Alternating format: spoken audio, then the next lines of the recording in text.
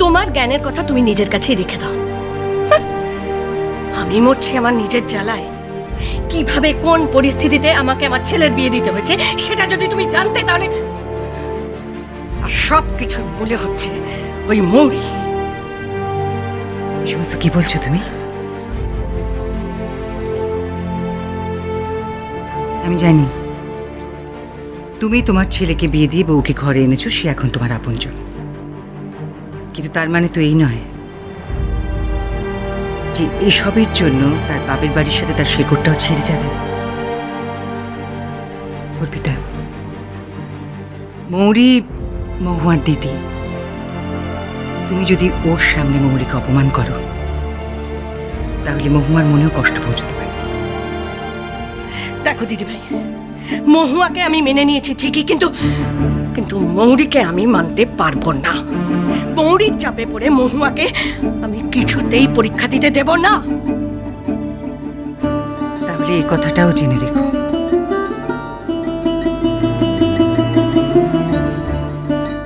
আপনজনকে ভালোবাসাটা কখনো কন্ডিশনাল হতে পারে না। তুমি জোর করে মহুয়ার পরীক্ষা বন্ধ করতে পারো ঠিকই, মহুয়া মেনে নিতে বাধ্য, কারণ ও ছেলে মানুষ। কিন্তু এর জন্য ও তোমাকে কখনো ক্ষমা করবে না। আর অর্ক এখন নিজের পায়ে দাঁড়ায়নি, তাই ও তোমার উপর ডিপেন্ডেন্ট।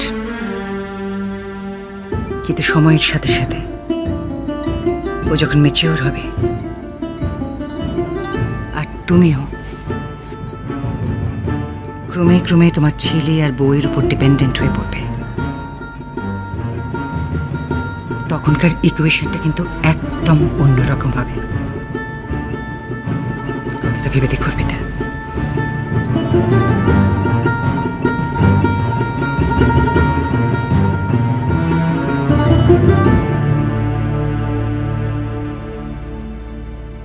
সে কখন বেরিয়েছে, এখনো ফিরছে না। এই দিদি, তুই আরেকবার ফোন করে দেখ না। আরে ভাই, আমি মৌরিকে কতবার ফোন করবো, এক্ষুনি তো করেছিলাম। ও বললো যে হসপিটাল থেকে রিপোর্ট নিয়ে বেরিয়ে গেছে। কিন্তু এখনো ফিরছে না কেন? কখন বেরিয়েছে তো? সেটাই। ওই তো এসে গেছে। হ্যাঁ, কি হলো মৌরি? মৌরি কি হলো? ডাক্তার কি বললো মৌরি? এই রিপোর্টটা দেখতো। এই কোনো প্রবলেম? হ্যাঁ, কিছু সিরিয়াস কিছু? আস্তে আস্তে। না, আমরা যতটা ভয় পেয়েছিলাম অতটা ভয় পাওয়ার কিচ্ছু নেই। মা ঠিক আছে, তবে প্রতি সপ্তাহে মাকে নিয়ে একটা করে চেকআপে যাওয়া দরকার। আর মাকে অত টেনশন দেওয়া চলবে না। মায়ের এখন কমপ্লিট রেস্টের দরকার।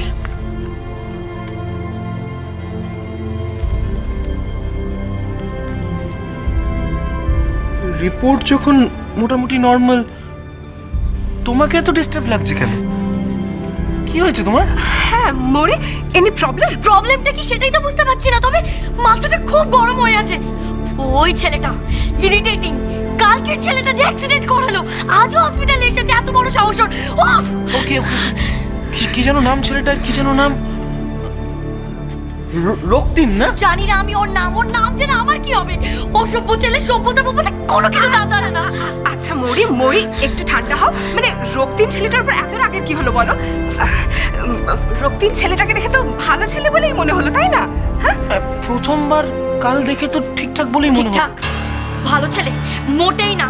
বড় লোক বাবার বিগড়ে যাওয়া ছেলে, উচ্ছন্নে যাওয়া ছেলে।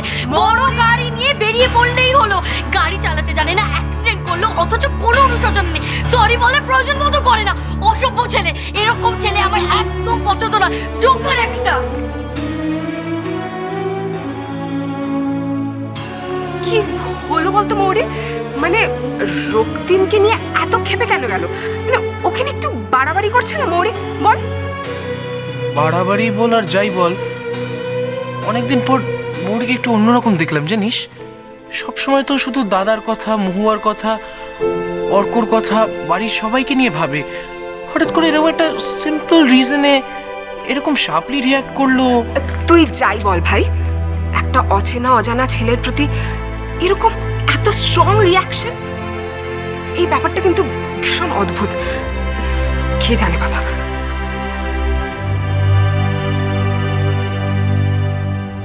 রক্তিম, ইন্টারেস্টিং নেম।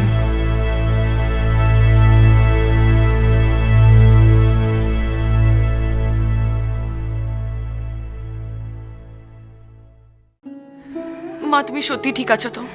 তোমাকে এখনো দেখে সুস্থ মনে হচ্ছে না মা। হ্যাঁ, আপনাকে কিন্তু ভীষণ ক্লান্ত লাগছে। আমি ঠিক আছি, টেনশন করো না নলিনী, আমি আগের থেকে অনেক বেটার আছি। কিন্তু তোমার হঠাৎ শরীর খারাপ হলোই বা কেন?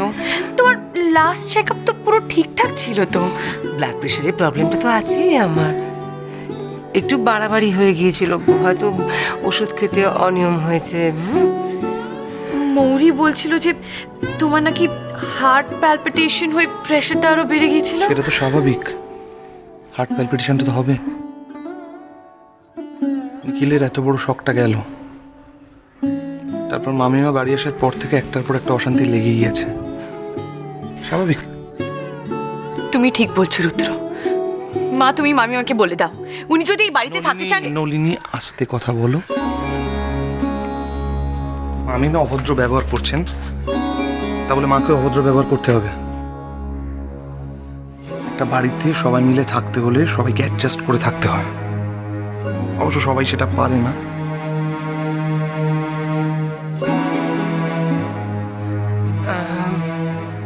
রুদ্র ঠিক বলেছে নলিনী, সত্যি তো সবাই একসাথে থাকতে গেলে একটু অ্যাডজাস্ট করতে হয়।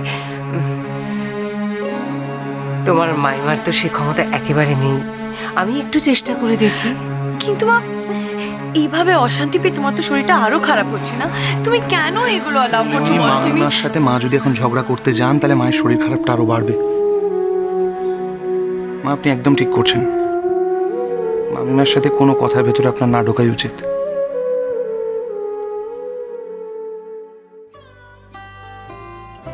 আমার জামাই ভাগ্য সত্যি খুব ভালো, আগে বুঝিনি কেন বলো তো?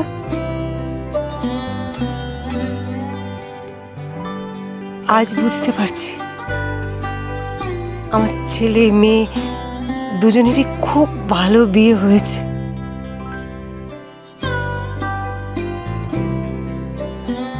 যেমন আমার ছেলের বউ, তেমন আমার জামাই। অথচ তোমাদের কত ভুল বুঝেছি না একদিন।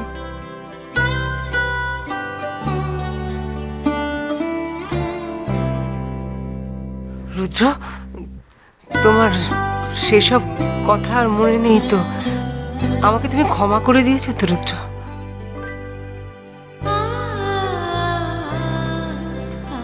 মৌরিকে আমি বড্ড দেরিতে বুঝেছি, তোমার বেলায় আমি আর সেই ভুল করতে চাই না।